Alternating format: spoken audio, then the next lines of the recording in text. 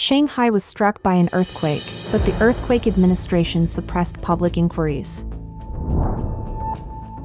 The lives of Chinese medical staff will become more difficult as hospitals are currently cutting back on salaries. Chinese young people are obsessed with lottery tickets. It reflects the helplessness of Chinese people. A famous Chinese journalist exposes the shady scenes of the CCP's public opinion and stability maintenance operations. It's all covered in today's China Truths. Shanghai was struck by an earthquake, but the earthquake administration suppressed public inquiries. On June 15, a seismic event took place in Shanghai, generating substantial tremors that were widely felt by the public. Concerns arose among netizens regarding the absence of earthquake forecasts on the official Weibo account of the earthquake administration, leading to the administration blocking these inquiries. Official reports from the Chinese Communist Party displayed inconsistencies regarding the magnitude of the earthquake.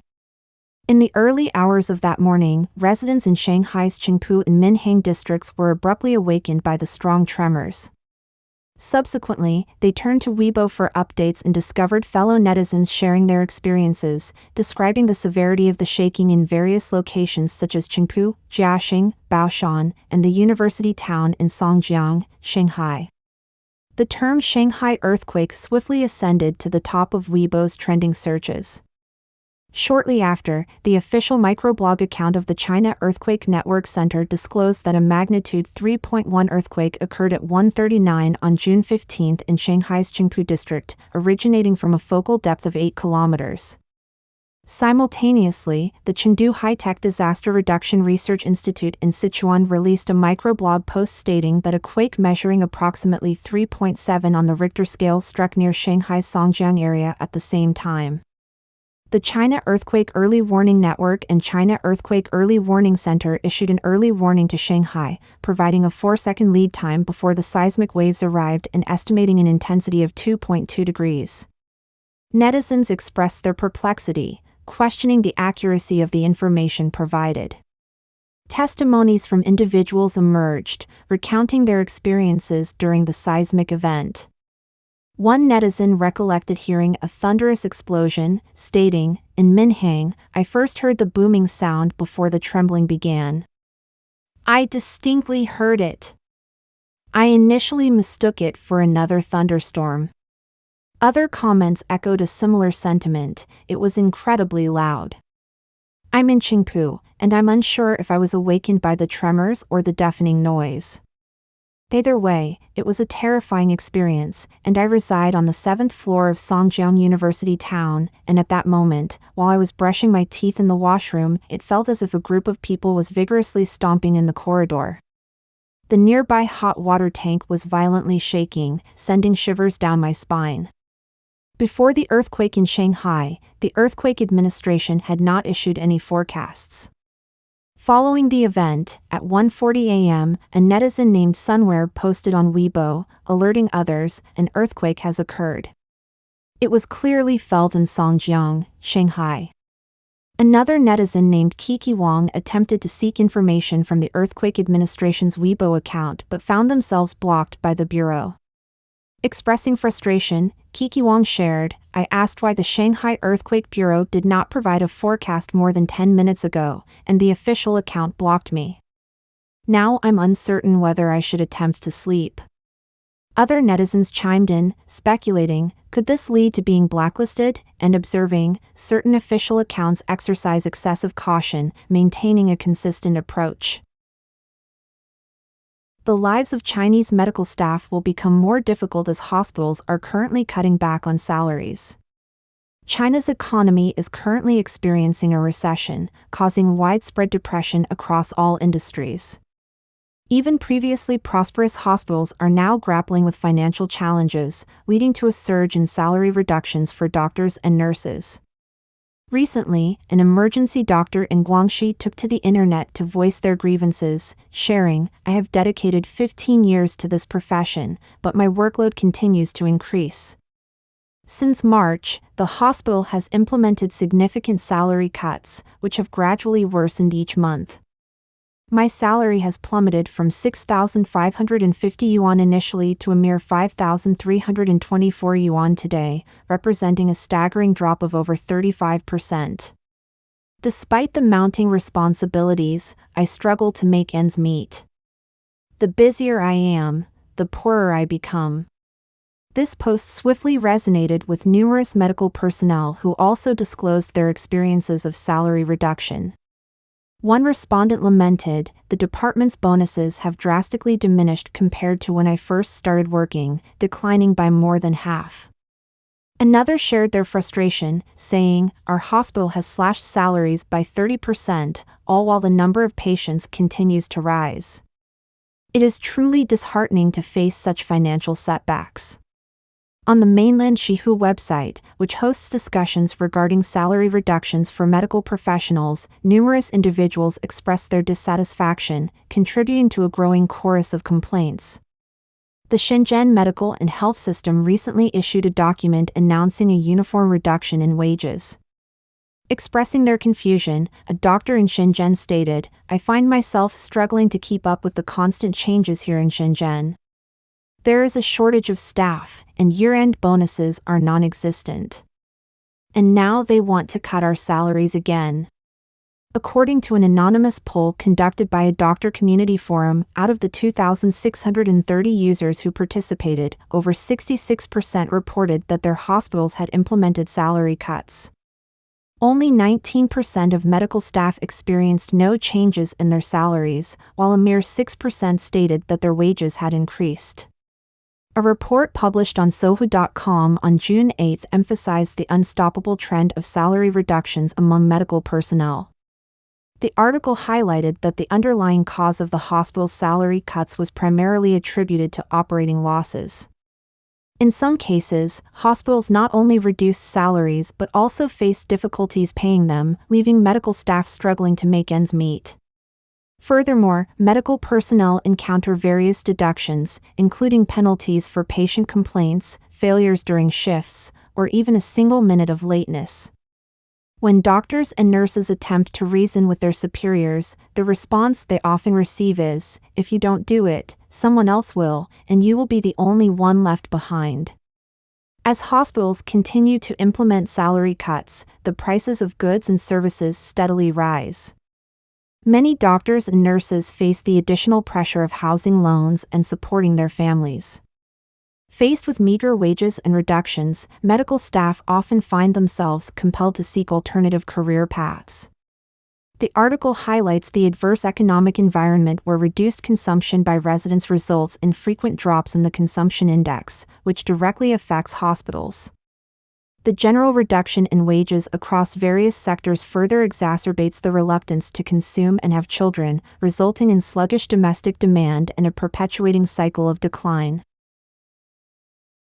Chinese young people are obsessed with lottery tickets. It reflects the helplessness of Chinese people. China's economy is witnessing a downward trend, accompanied by a surge in the unemployment rate.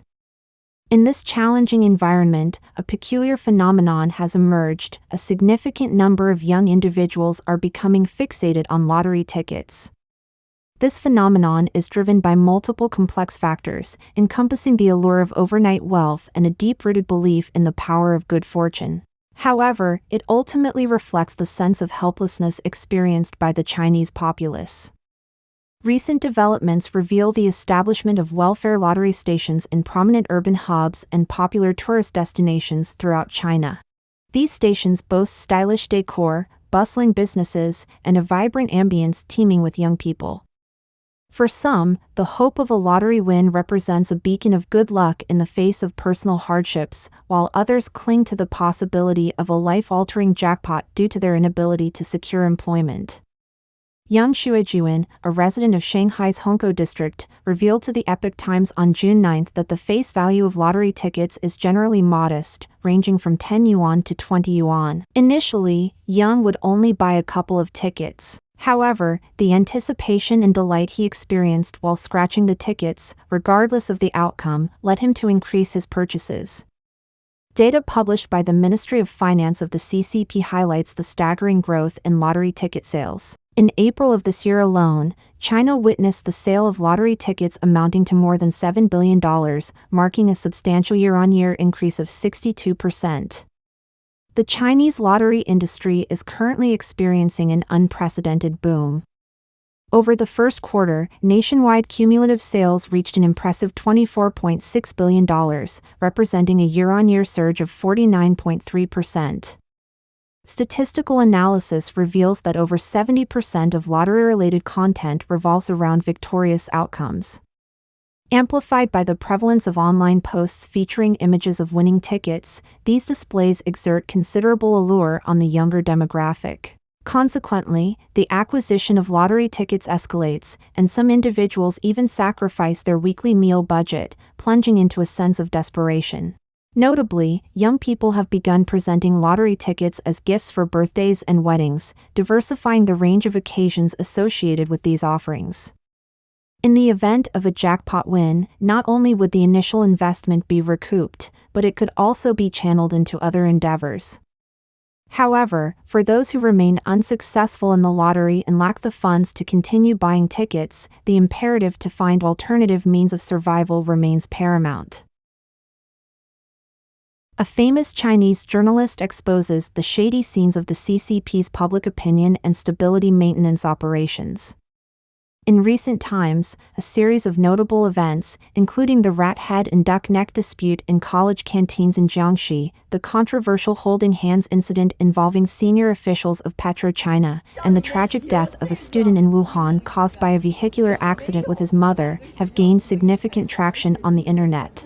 These incidents, akin to past occurrences such as the case of the woman restrained in iron chains and the situation involving Hu Xinyu, have generated considerable online discussion with a complex and bewildering underlying narrative. Shedding light on this matter, Zhao Longjian, an individual who had previously blown the whistle on the girl in chains incident and holds experience as a former mainland media professional, recently granted an exclusive interview to the Epoch Times on June 13. During the interview, he revealed the Chinese Communist Party's (CCP) deceptive tactics in molding public opinion and said that the CCP's goal is to discourage critical thinking and suppress the mental acuity of the entire population. According to Zhao Longjian, the involvement of state power agencies and affiliated organizations played a significant role in influencing public sentiment in recent incidents. He highlighted that the CCP's elaborate apparatus for controlling public opinion and maintaining social stability is what is most disturbing about its way of operating. This expansive system encompasses entities such as the State Council Information Office, the Cyberspace Administration Office, and the Cyberspace Administration of China, as well as associated commercial interests such as private interactive capital, internet giants, and media outlets. The involvement of various propaganda departments, including those at the Municipal Party Committee, league organizations, and neighborhood committees, played a significant role in orchestrating the events. Zhao Longjian stated, China's internet information landscape is composed of three entities: the regulatory bodies, the news information departments encompassing both traditional media and self-media platforms, and the public relations firms. Together, these three groups exert significant influence within China's multi-trillion-dollar information management industry. Zhao Longjian emphasized that any large-scale information operation in China is intricately connected to the State Council Information Office, the Internet Information Office, and the Internet Management Office. The magnitude of media coverage is contingent upon the concerted efforts of these three departments, with public relations companies operating on their periphery. Drawing from his experience working at a prominent mainland Chinese internet company, Zhao Longjian disclosed that the company maintained a specialized department dedicated to developing and implementing a public opinion management system. These internet companies had remarkable backgrounds, with key figures at the helm having direct connections to Shanghai, the central headquarters of the Chinese Communist Party.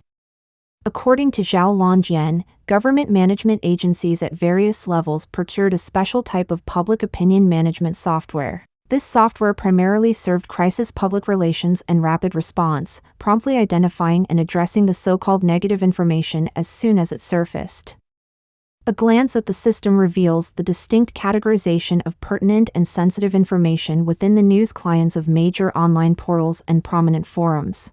Zhao Longjin further explained that the system he referred to conducts comprehensive internet searches, particularly focusing on popular platforms like WeChat, WeMedia, and Sino Weibo. It employs sophisticated filtering techniques to detect sensitive keywords concerning government departments. In the past, when AI technology was not yet prevalent, specific algorithms were utilized to categorize news related to these keywords, effectively pushing potentially explosive public opinion into the background. Manual operation was the norm, with internal monitoring of city secretaries, mayors, and public security bureau directors to track any gossip or news involving these leaders on the internet. The system allows for multiple access points to share data with relevant departments, such as women's federations and youth league committees, and enables direct communication with network management and supervision authorities. It also collaborates with designated public relations companies known as trolls. These trolls, unlike the Internet Police or Wumao, 50 Cent Army, operate commercially and maintain virtual accounts in real individuals who manage multiple influential profiles. The virtual accounts, controlled by a single computer, manipulate public opinion on platforms like Sino Weibo, Tencent, Douyin, and Kuaishou. The real individuals collaborate with prominent figures, known as big versus, to amplify news stories, providing their own interpretive spin guided by the public relations company. In return for their efforts, these big versus receive significant financial compensation from public relations firms. According to Zhao Longjin, the management of public opinion extends to the realm of post and manuscript deletion. The Cyberspace Administration of China, along with the State Council Information Office, issues daily directives to major online portals and emerging internet platforms like Douyin, Kuaishou, and Xiaohongshu, tasking them with removing posts and monitoring webmail. Zhao Longjin further explained that the trends in popular searches are all meticulously orchestrated. Decisions about which keywords make the headlines each day, which ones don't, what content will be suppressed, and what will be promoted, everything is planned meticulously. There is no objectivity or automation involved. It is all under the control of individuals. Based on this alone, it becomes evident that China, the CCP, exercises an exceedingly precise level of control over the internet. It is not just controlled by individuals, it operates through numerous systems.